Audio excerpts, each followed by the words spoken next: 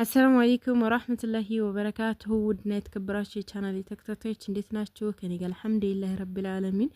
ዛሬ ያው ስለ ኑሮ ውድነት ላወራችሁ ላጨናንቃችሁ ሳይሆን ግን ብዙ የምትጨነቁ እህቶች በተለይ በቅርብ ወደ ሀገር መግባት ያሰባችሁ በውስጥ የምታናግሩኝ በቃ በጣም ተጨንቃችሁ ተጠባችሁ ለናንተ ሐሳብ አስተያየት ለመስጠት ነው የመጣሁት። በተለይ በኑሮ ውድነቱና በጦርነቱ ምክንያት ወደ ሀገር መግባት ያሰባችሁ ከመጠን በላይ የተጨነቃችሁ ያላችሁ ማለት ነው። እንግዲህ ያለኝን መረጃ እሰጣችኋለሁኝ እንደ ሀገሩ ሁኔታ ያለውን የኑሮ ውድነት እሱን የምነግራችሁ ይሆናል ማለት ነው። እንደምታዩት ደግሞ ቆንጆ መፈረሻዎች በአረቢያን መጅልስ ጠረጴዛ እንደምታዩት እንግዲህ በአረቢያን መጅልስም መሆን ይችላል። እዚህ ጋር ማድረግ እንደምንችል እንደምታዩት ዋጋ 10,000 ብር ነው ጠረጴዛው። ይሄንን ማሰራት የፈለጋችሁም ስልክ ቁጥሬን አስቀምጣለሁኝ ማዘዝ ትችላላችሁ። ቦንድድ ፍራሾችም የጠየቃችሁ የነበራችሁ እነሱም አሉ ማለት ነው። ቦንድድ ፍራሽ አለ። ሌላው ወደ ሀገር መግባት አስባችሁ ስለ ኑሮ ውድነት እየተጨነቃችሁ ያላችሁ እህቶቼ እንግዲህ በአለም የመጣ ችግር ነው። እኛ ጋር ኢትዮጵያ ብቻ አይደለም፣ አረብ ሀገር ላይ አብዛኞቻችን እናውቃለን።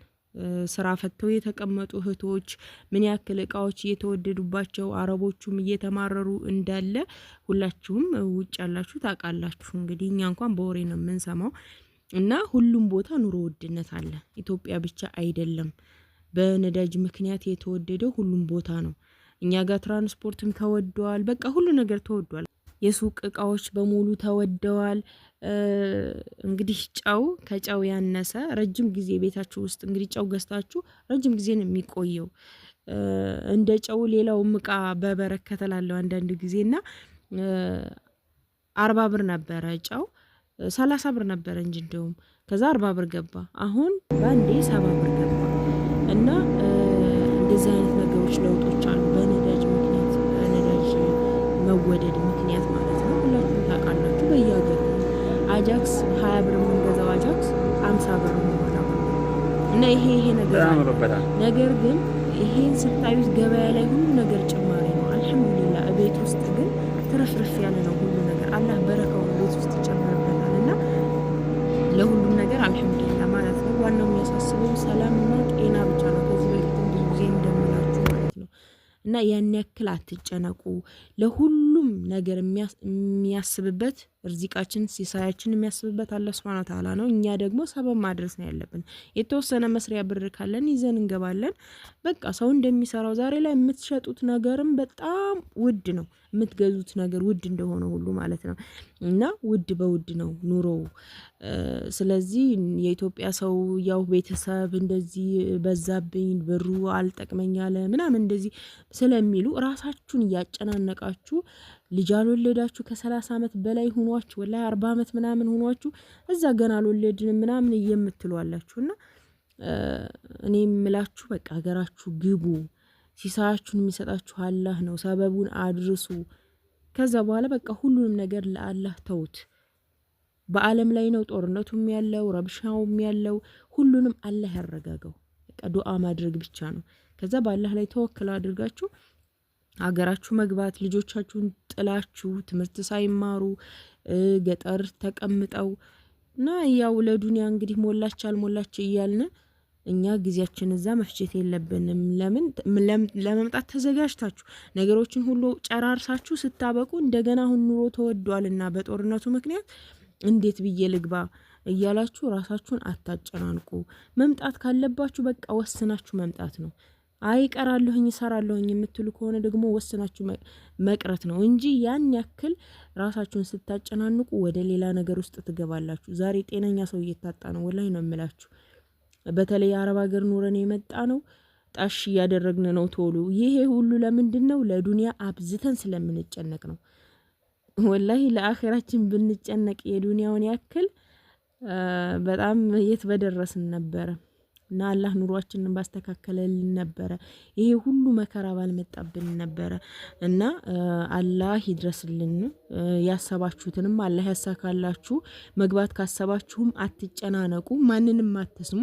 በእርግጥ የኢትዮጵያ ሰው ኑ ወይም ደግሞ እንደዚህ ነው ምናምን የሚላችሁ የለም።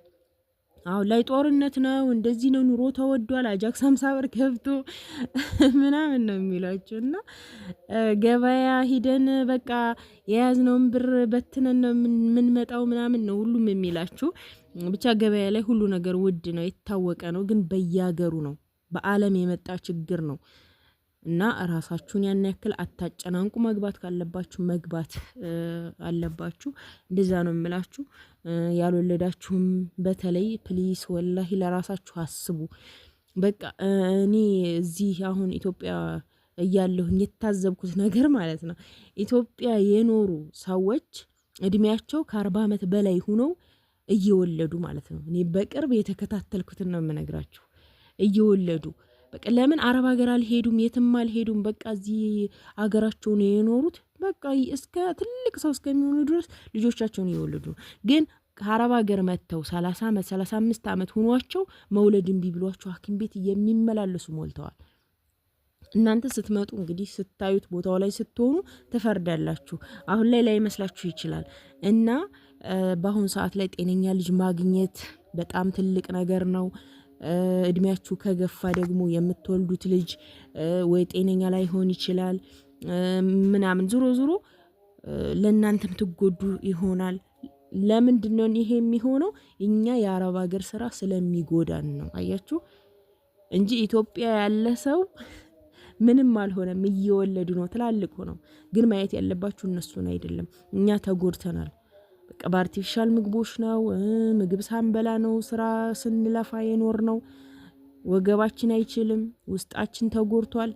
ስለዚህ ማሰብ አለብን ለራሳችን። የተወሰነ ጊዜ መተን ሀገራችን ገብተን ራሳችን ጠግነን ረፍት አግኝተን፣ ከምንም በላይ ደግሞ ለሰው ልጅ ረፍት በጣም ትልቅ ምግብ ነው፣ ከምግብ በላይ ማለት ነው።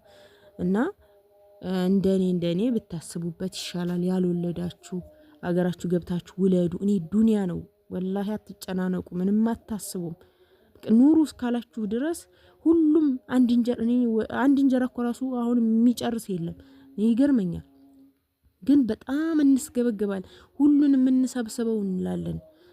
ግን የምንበላት ግማሽ እንጀራ ልትሆን ትችላለች፣ ሩብ እንጀራ ልትሆን ትችላለች። ያንኑ ለመብላት ነው ሁሉም እኮ የሚኖረው እኮ አንድ አይነት ኑሮ ነው። ግን በቃ ምን የመስገብገብ በቃ ለዱንያ ያስኳት የመሯሯጥ ነገር አለ እና ውስጣችን ጊና ያኒ በቃ የውስጣዊ ሀብታም ከሆነ መብቃቃት ከቻልን መኖር እንችላለን የትም ቦታ። እና አታስቡ በዚህ ጉዳይ። ለኔም የምትጠይቁኝ እየተጨናነቃችሁ ፕሊስ ራሳችሁን ጠብቁ ነው የምለው። የዛሬ ቪዲዮ እንግዲህ ይሄንን ይመስላል። እቃ ማዘዝ ከፈለጋችሁም ስልኬን ኮሜንት መጀመሪያ ላይ አስቀምጥላችኋለሁ። የተለያዩ መፍረሾች አሉ። እዚህ ጋር ምንጣፉ 2 በ3 እና 2 በ4 ነው። ዋጋ 8000 ትንሹ፣ ትልቁ ደግሞ 10000 ነው። የጠረጴዛውን ነግሬያችኋለሁኝ 10000 ነው ዋጋው እና ያው ይሄ ሁሉም አጠቃላይ 50000 ብር ፈጅቷል ማለት ነው ውዶችዬ።